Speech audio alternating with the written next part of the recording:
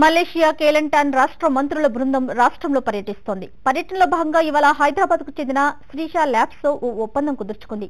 ఒప్పందం ప్రకారం కేలంటాన్ రాష్ట్రంలో ఆన్లైన్ పేమెంట్ సొల్యూషన్ సేవలను శ్రీషా అందించనుంది. 5 లేదా 10 సంవత్సరాల పాటు అందించే ఈ సేవలను బీఓటీ పద్ధతిలో డెవలప్ చేస్తున్నారు. 5 ఏళ్లలో ఈ సేవల నుండి 90 కోట్ల రూపాయల టర్నోవర్ సాధించాలని లక్ష్యంగా పెట్టుకున్నామని కంపెనీ ఎండీ శతకర్ణి అంటున్నారు. వాళ్ళతో మనం ఇప్పుడు శ్రీసా టెక్నాలజీ ల్యాబ్స్ తరఫున ఒక online payment solution citizen software solution ఒకటి ప్రొవైడ్ చేద్దామని we're signing an MOU with them. This is like అంటే మా బీఓటీ బూట్ మోడల్లో ఉంటుంది ఇది, which probably we're signing for 5 to 10 years. ఇంకా అది ఫైనలైజ్ అవ్వలేదు మాది.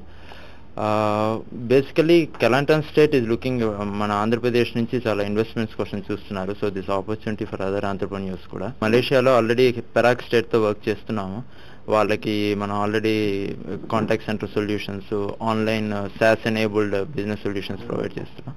సో దాని ఎక్స్పీరియన్స్ బేస్ మీద we are also talking to Kelantan state మాట.